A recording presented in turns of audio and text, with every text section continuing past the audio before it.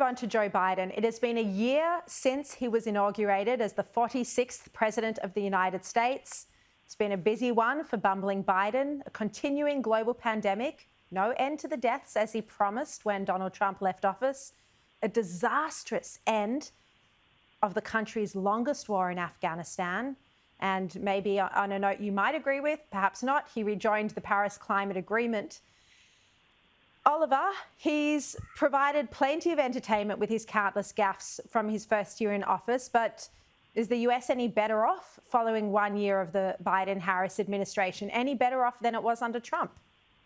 The US has become a little bit more invisible, I think, Shari, and whether or not that is a good thing after the Donald Trump years of constant social media activity on his Twitter account and the way that he governed obviously spectacularly ended.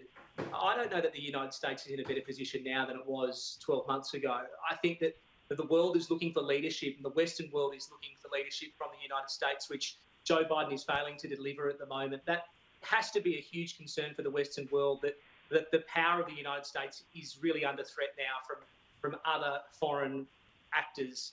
And I don't know that whether or not Joe Biden has really lived up to the promise and the expectation. I think he's dithering his way through his first year. He's got 3 more. It's a really difficult time in the world, obviously, right now. And I think we're crying out for that global leadership where he's been really missing in action.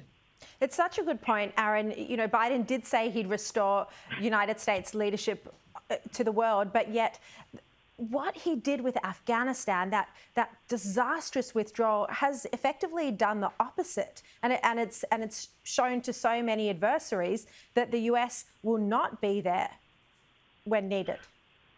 Well, it's worth remembering, Shari, that it was President Donald Trump who decided that the US was going to withdraw from Afghanistan, and it really was President Joe Biden who was executing on that decision, even though it was carried out in a way that caused the Americans great embarrassment. It was sort of reflecting a kind of political consensus in the United States that America was overextended there. At the same time, let's not forget that despite Joe Biden's great disappointment for many, he has been dealing with a incredibly intransigent Congress.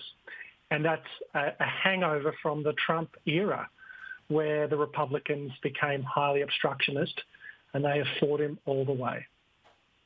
Look, just very quickly, although we're almost out of time, you know, it's not the fact that he withdrew from Afghanistan, it's how he withdrew. It's how he put so many people, Americans, Australians, and Afghanis as well, at risk.